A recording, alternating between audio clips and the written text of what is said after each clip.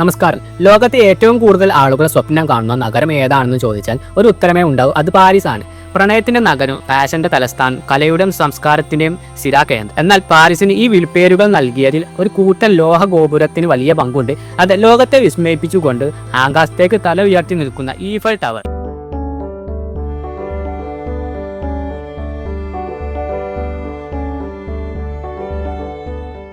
ഇന്ന് നമ്മൾ ഈ അത്ഭുതത്തെ കുറിച്ചാണ് സംസാരിക്കാൻ പോകുന്നത്. അതിന്റെ ചരിത്രം, നിർമ്മാണം, പ്രാധാന്യം, കൂടാതെ നമ്മൾ അറിയാത്ത ചില രസകരമായ വിവരങ്ങൾ. ഈഫൽ ടവറിന്റെ കഥ ആരംഭിക്കുന്നത് 19ാം നൂറ്റാണ്ടിന്റെ അവസാനത്തിലാണ്. 1889 നടന്ന പാരീസ് വോൾ ഫെയറിനോടനുബന്ധിച്ച് ഫ്രഞ്ച് വിപ്ലവത്തിന്റെ 100ാം വാർഷികം ആഘോഷിക്കാൻ ഒരു സ്മാരകം നിർമ്മിക്കാൻ ഫ്രഞ്ച് ഗവൺമെന്റ് തീരുമാനിച്ചു.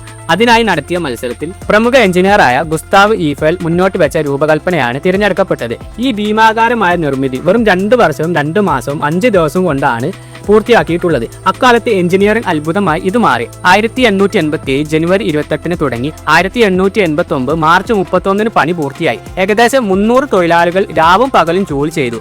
1838 ഇരുമ്പ് ഭാഗങ്ങളും 2.5 ദശലക്ഷത്തിലധികം റിവറ്റുകളും ഉപയോഗിച്ചാണ് ഈ കൂറ്റൻ ഗോപുരം കെട്ടിപ്പടുത്തത്. ഓരോ ഭാഗവും സൂക്ഷ്മമായി രൂപകൽപ്പന ചെയ്ത് കൃത്യമായ അളവുകളിൽ നിർമ്മിച്ച് പിന്നീട് ഒന്നിച്ചു ചേർക്കുകയായിരുന്നു. ലോകത്തിലെ ഏറ്റവും ഉയരം കൂടിയ മനുഷ്യ നിർമ്മിതിയായി അന്ന് ഈഫൽ ടവർ മാറി. എന്നാൽ രസകരമായ ഒരു വസ്തുത എന്തെന്നാൽ ഈ ഗോപുരം വെറും 20 വർഷത്തേക്ക് മാത്രം നിലനിർത്താനാണ് തുടക്കത്തിൽ ഉദ്ദേശിച്ചിരുന്നത്. പിന്നീട് അതിന്റെ തന്ത്രപരമായ പ്രാധാന്യം തിരിച്ചറിഞ്ഞതിനെ തുടർന്ന് പ്രത്യേകിച്ച് റേഡിയോ ട്രാൻസ്മിഷൻ ആന്റിനായി ഉപയോഗിക്കാൻ തുടങ്ങിയതോടെ പൊളിച്ചു നീക്കാനുള്ള തീരുമാനം പിന്നീട് പിൻവലിച്ചു. ഈഫൽ ടവറിന്റെ ഉയരം കാലത്തിനനുസരിച്ച് മാറിയിട്ടുണ്ട്. നിർമ്മിച്ചപ്പോൾ 312.27 മീറ്റർ ഉയരം ഉണ്ടായിരുന്ന ഈ ഗോപുരത്തിന് പിന്നീട് മുകളിൽ സ്ഥാപിച്ച ആന്റിനകൾ കാരണം ഉയരം വർദ്ധിച്ചു. നിലവിൽ ആന്റിനകൾ സഹിതം 324 മീറ്റർ ഉയരമുണ്ട്. താപനില വ്യതിയാനങ്ങൾക്കനുസരിച്ച് ടവറിന്റെ ഉയരത്തിൽ മാറ്റങ്ങൾ വരും. കടുത്ത വേനൽക്കാലത്ത് ഇരുമ്പ് വികസിച്ച് ടവറിന്റെ ഉയരം ഏകദേശം 15 സെന്റിമീറ്റർ വരെ വർദ്ധിക്കാം. കൂടാതെ ശക്തമായ കാറ്റിൽ ടവറിന്റെ മുകൾ ഭാഗം ഏതാനും സെന്റിമീറ്ററുകൾ വരെ ആടി ഉലയാനും സാധ്യതയുണ്ട്. എന്നാൽ ഇത് സുരക്ഷയ്ക്ക് ഒരു ഭീഷണിയുമില്ല. ഈഫൽ ടവർ കേവലം ഒരു കൂറ്റൻ നിർമ്മിതി മാത്രമല്ല, അത് ഫ്രാൻസിന്റെയും പാരീസിന്റെയും അഭിമാനമാണ്, സാംസ്കാരിക ചിഹ്നമാണ്. ലോകത്തെ ഏറ്റവും കൂടുതൽ ആളുകൾ സന്ദർശിക്കുന്ന, പണം നൽകി പ്രവേശിക്കാവുന്ന സ്മാരകങ്ങളിൽ ഒന്നാണിത്.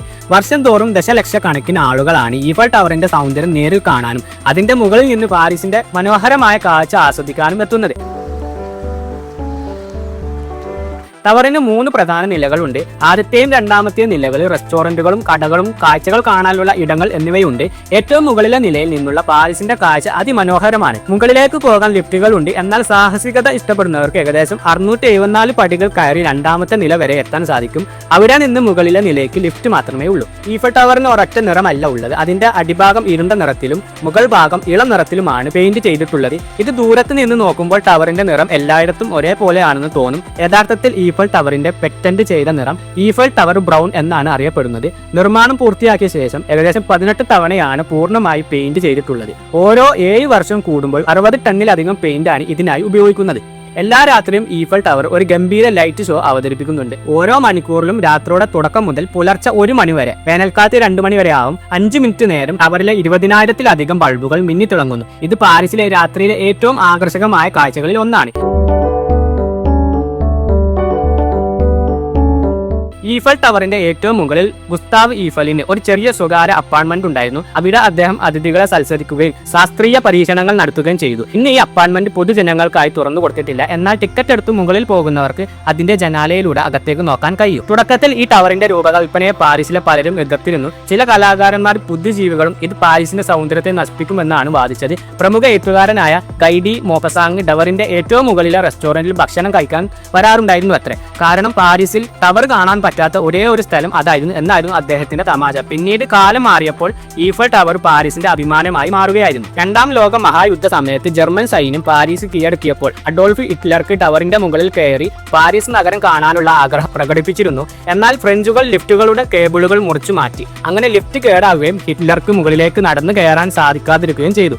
യുദ്ധത്തിന് ശേഷം കേബിളുകൾ പുനഃസ്ഥാപിച്ച് ലിഫ്റ്റുകൾ വീണ്ടും പ്രവർത്തിപ്പിച്ചു. ഗുസ്താവ് ഈഫൽ ഒരിക്കൽ പറഞ്ഞിട്ടുണ്ട്, ഈ ടവർ ഞാൻ മാത്രമല്ല നിർമ്മിച്ചത്, മറിച്ച് തൊഴിലാളികളുടെ കഠിനാധ്വാനം ബഹുമാനവും ആത്മാർത്ഥതയും കൊണ്ടാണ് ഇത് നിലനിൽക്കുന്നത്.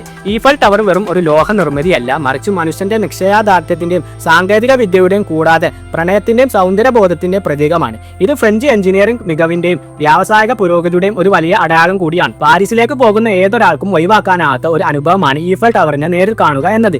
നിങ്ങളുടെ ജീവിതത്തിൽ ഒരിക്കലെങ്കിലും ഈ മനോഹരമായ ഗോപുരം സന്ദർശിക്കാൻ സാധിക്കട്ടെ എന്ന് ആശംസിക്കുന്നു. ഈ വീഡിയോ നിങ്ങൾക്ക് ഇഷ്ടമായെന്ന് കരുതുന്നു. നിങ്ങളുടെ അഭിപ്രായങ്ങളും നിർദ്ദേശങ്ങളും കമന്റ് ബോക്സിൽ അറിയിക്കുക.